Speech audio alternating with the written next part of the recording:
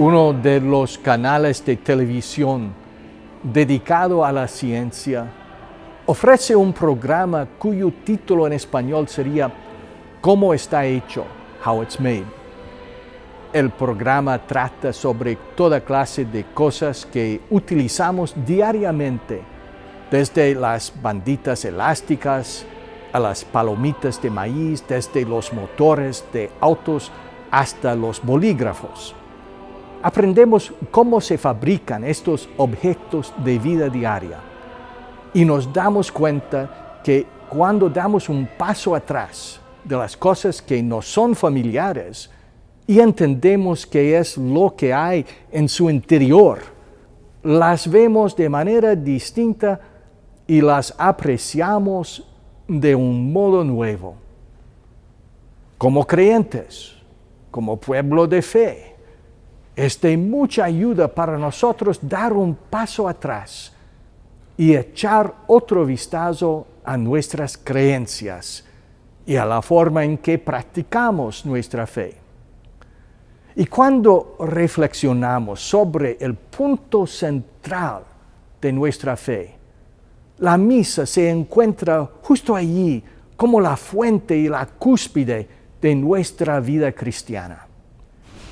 En este video le echaremos otro vistazo a la celebración de la misa, una ceremonia de oración que puede parecer tan familiar, pero que también puede tomar un significado distinto y más profundo. Mientras nos desplazamos a través de las diferentes partes de la misa, nos damos cuenta de que es una plegaria, la plegaria de Jesús que se entregó por nosotros en la cruz por su amor abnegado.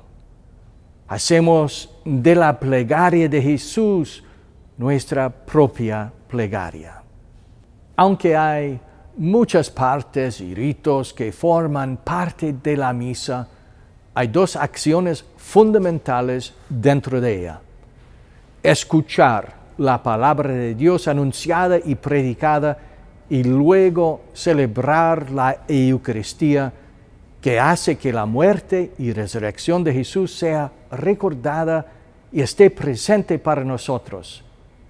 Ese mismo Jesús que luego se entrega por nosotros como nuestro pan de vida en la Santísima Comunión. Una vez hecha esta introducción, podemos empezar a ver la misa con un aprecio y un entendimiento más profundos.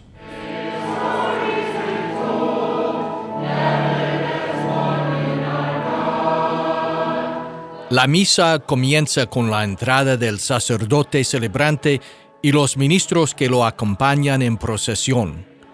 El sacerdote hace una reverencia y besa el altar, el cual simboliza a Cristo.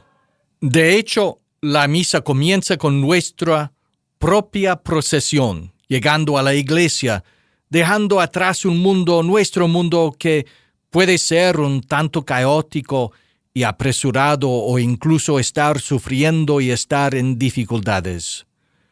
Entramos. Ahora la procesión del sacerdote y sus ministros hace su entrada por nosotros.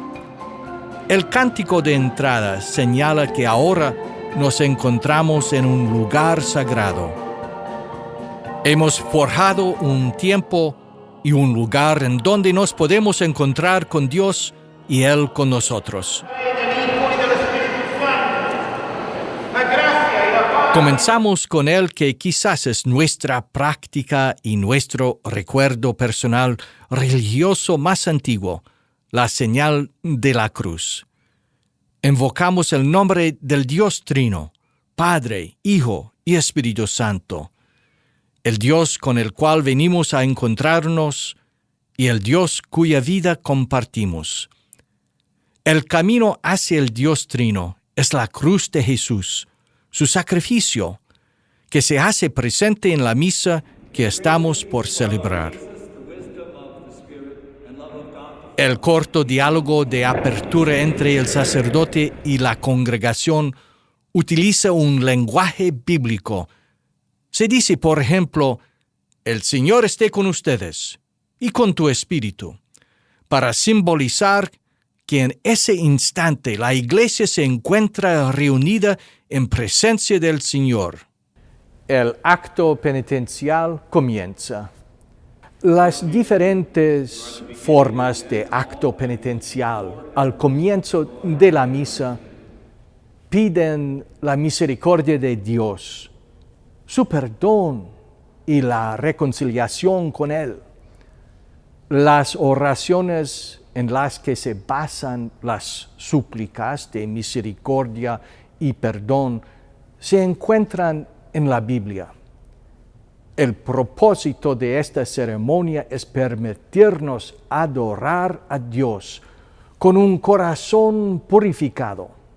Por ejemplo, Jesús dice en el Evangelio según San Mateo, por eso, si tú estás para presentar tu ofrenda en el altar y te acuerdas de que tu hermano tiene algo contra ti, de allí mismo tu ofrenda ante el altar y vete antes a hacer las paces con tu hermano. Después vuelve y presenta tu ofrenda. Se canta ahora el himno de Gloria a Dios en las alturas.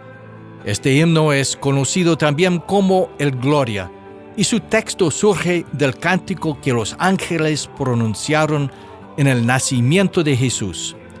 Sus palabras se encuentran en el Evangelio según San Lucas, capítulo 2, versículo 14. El Gloria nos lleva a dar gracias a Dios y alabarlo al comienzo de nuestra adoración. Ser conscientes de la grandeza de Dios y vivir con gratitud no solo describen nuestro culto, sino también la conciencia duradera que debe ser parte de cada vida cristiana. La oración de apertura u oración colecta, como su nombre lo indica, recoge las intenciones fervorosas de las personas que se encuentran reunidas para adorar a Dios. La oración de apertura se encuentra compuesta de una manera concisa y generalmente incluye una invocación a Dios, una descripción de lo que Dios ha hecho, una petición específica y una conclusión que dirige la oración a Dios Padre por medio del Hijo y en la unidad del Espíritu Santo. La oración colecta concluye la parte introductoria de la misa. La segunda parte de la misa es la liturgia de la palabra. Cada acto de adoración en la vida de la Iglesia está basado en la palabra de Dios que se encuentra en la Biblia. La palabra de Dios es proclamada, escuchada y explicada. La palabra de Dios nos conduce a celebrar la Eucaristía. La palabra de Dios nos indica el camino para vivir nuestras vidas en el mundo de una manera renovada y transformada. Permanecemos sentados para escuchar las dos primeras lecturas, una postura de receptividad. Lectura del libro del Hecho de los Apóstoles. La primera lectura está generalmente tomada del Antiguo Testamento. De alguna forma, hace eco al tema que está en el corazón del Evangelio del día que escucharemos en breve.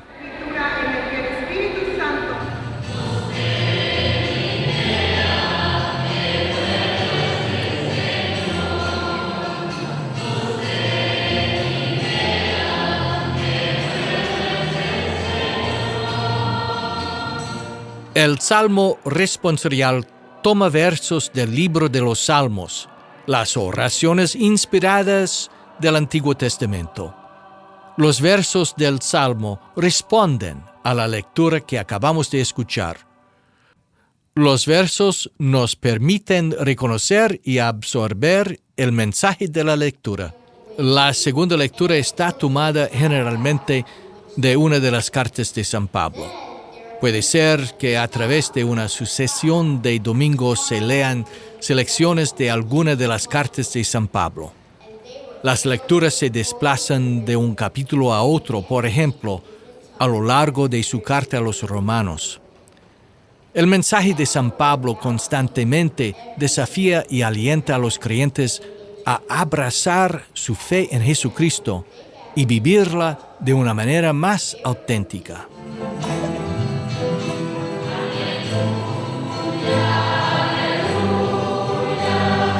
La aclamación del Evangelio generalmente es un cántico de aleluya, que significa alabado sea Dios. Nos ponemos de pie para rendir honores a la lectura del Evangelio que estamos por recibir. Lectura del Santo Evangelio según San Marcos. El sacerdote o diácono proclama el Evangelio. Hay un ciclo de lecturas de los Evangelios, o ciclo litúrgico, dividido en 3 años. Año A para el Evangelio según San Mateo, año B para el Evangelio según San Marcos. Este es el Evangelio más corto, por lo que está combinado con el Evangelio según San Juan. Año C para San Lucas. Generalmente las selecciones representan una lectura continua de un capítulo a otro del Evangelio del año. Palabra del Señor. La palabra homilía proviene del griego antiguo y significa mantener una conversación, vivir familiarizado con, asociarse con. El sacerdote celebrante o diácono en ocasiones predica la homilía para llevarnos a un entendimiento más profundo y familiarizado con la palabra de Dios que acabamos de escuchar. La homilía también nos conduce y nos dirige hacia la Eucaristía, que en breve será celebrada. Finalmente, la homilía nos alienta a vivir la palabra en el transcurso de nuestra vida diaria. El credo, o la profesión de fe, sintetiza la fe de la Iglesia, inicialmente formulada en el Concilio de Nicea, en el año 325 DC. En los primeros siglos de la historia de la Iglesia, los concilios de obispos se reunían para identificar y articular nuestra fe en términos comprensibles. Nuestra profesión de fe común es una adecuada respuesta a la palabra de Dios que acabamos de escuchar y recibir por medio de la fe. La oración de los fieles, o plegaria universal, da por concluida la segunda parte de la misa, la liturgia de la palabra. Las intenciones son ofrecidas generalmente separadas en 4 categorías: por las necesidades de la Iglesia, por los servidores públicos y por el mundo, por aquellas personas que pasan por alguna dificultad en particular y por la comunidad local. Cuando ofrecemos estas oraciones, ejercemos nuestro ministerio como el pueblo sacerdotal de Dios. La liturgia de la Eucaristía comienza con la preparación de las ofrendas. Las ofrendas incluyen el pan y el vino que serán utilizados en la Eucaristía, así como las ofrendas monetarias que traemos y que serán utilizadas para apoyar a la Iglesia y para cuidar a los pobres. En una pequeña procesión, miembros representantes de nuestra congregación llevan las ofrendas al frente para simbolizar la ofrenda que todos hacemos. Las plegarias de bendición por la bondad de Dios, que son recitadas tanto en silencio como en voz alta, acompañan la preparación de las ofrendas que realiza el sacerdote sobre el altar. Lava sus manos para expresar su deseo de purificación interior, mientras reza en voz baja las palabras del Salmo 51. Que mi alma quede limpia de malicia, purifícame tú de mi pecado. Después de invitar a toda la congregación a orar para que la ofrenda a Dios sea admitida, el sacerdote pronuncia la oración sobre las ofrendas y concluye la ceremonia de preparación. La plegaria eucarística es una plegaria de acción de gracias y de consagración, en la cual los elementos del pan y el vino son consagrados y se convierten en el cuerpo y la sangre de Jesucristo. Del mismo modo que lo hace el memorial o la remembranza de lo que Jesús hizo la noche antes de morir, la Eucaristía hace que su sacrificio salvífico en la cruz esté presente como símbolo y sacramento. Por estas razones, la plegaria eucarística es verdaderamente el punto central y el más elevado de nuestra celebración de la misa. La plegaria eucarística comienza con un diálogo piadoso entre el sacerdote y los fieles. El Señor esté con ustedes y con tu espíritu. Levantemos el corazón. Lo tenemos levantado hacia el Señor. Demos gracias al Señor nuestro Dios. Es justo y necesario. Luego sigue el prefacio, una plegaria cantada a menudo que nos da las razones para ofrecer alabanza y acción de gracias a Dios. La introducción concluye con la aclamación, ya sea dicha o cantada del Santo, Santo, Santo. Esta aclamación está tomada del capítulo 6 del libro del profeta Isaías y se hace eco de la adoración de los ángeles en el cielo, ante el trono de Dios. Nuestra celebración de la misa ciertamente se lleva a cabo en la tierra, sin embargo está también asociada a la adoración celestial de los ángeles y de los santos.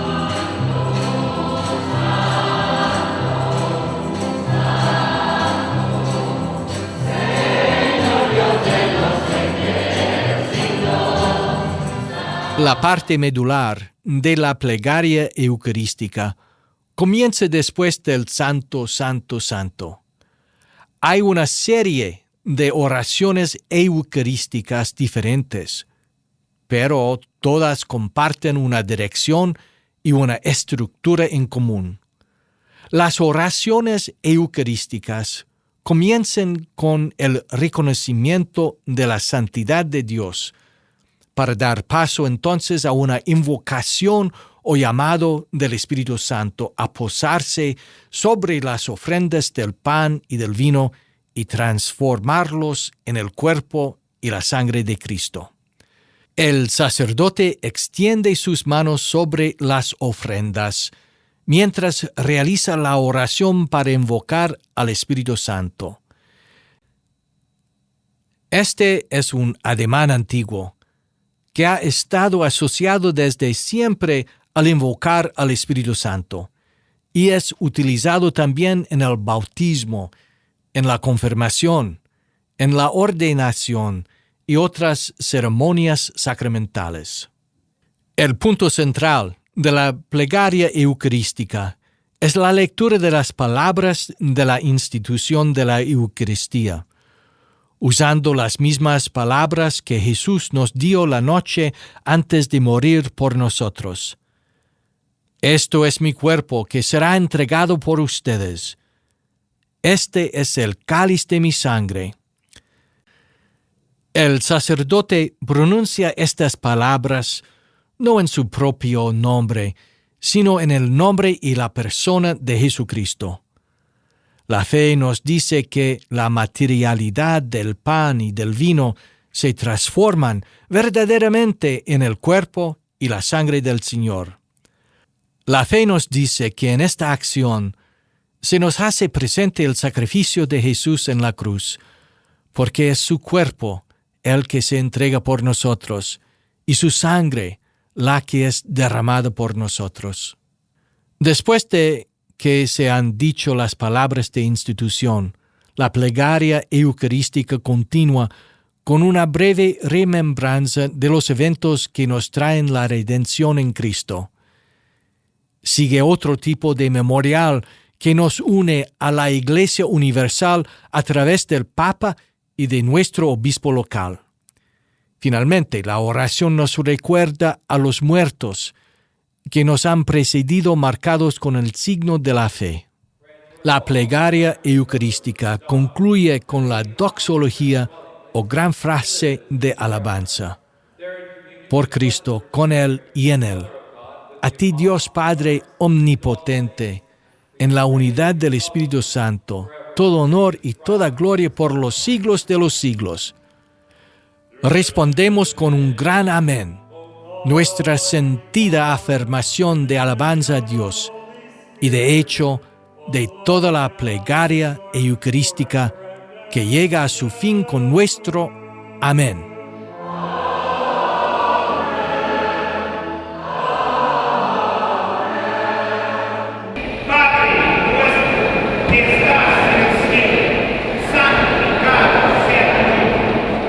El rito de la comunión comienza apropiadamente con el Padre Nuestro, la oración que Jesús nos enseñó y la cual se encuentra en el capítulo 6 del Evangelio según San Mateo. En esta oración pedimos a Dios lo siguiente: danos hoy nuestro pan de cada día. De hecho, es el mismo Señor Jesús quien nos da el pan de vida, su propio cuerpo y su propia sangre en la Sagrada Comunión. Después de rezar porque nos libre de todo mal y por la ofrenda de paz, estamos invitados a intercambiar el saludo de paz. Cuando ofrecemos uno al otro el saludo de paz, nos preparamos para tener esa unidad y esa comunión que nos hace ser uno con el cuerpo de Cristo, el cual en breve recibiremos. Mientras oramos o cantamos 3 veces el Cordero de Dios, el sacerdote parte la hostia consagrada, simbolizando que nosotros, que somos muchos, nos hacemos uno por recibir la comunión del único pan de vida. La fracción del pan también simboliza el cuerpo de Cristo quebrantado por nosotros, para que nuestros pecados puedan ser perdonados y podamos recibir la vida eterna.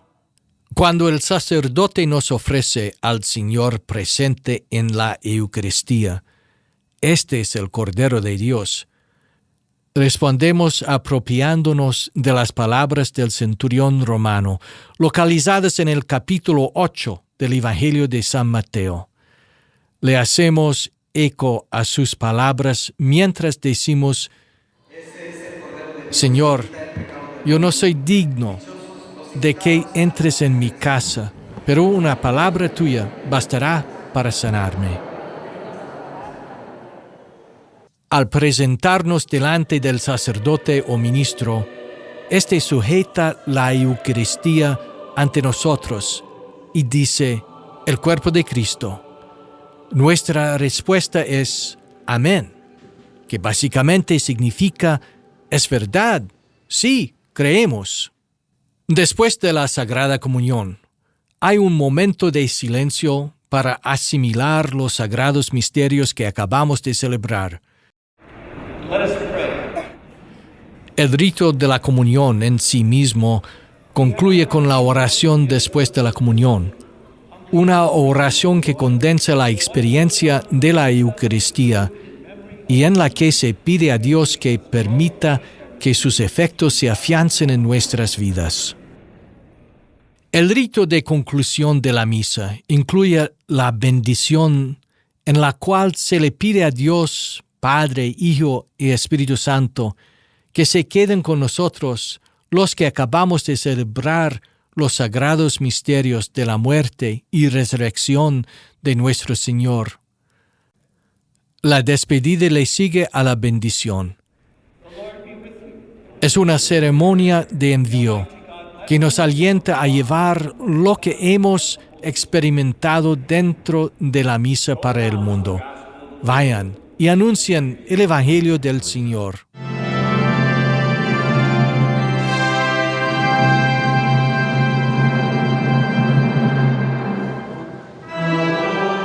Cuando concluimos nuestra celebración de la Eucaristía, dejamos la casa de Dios.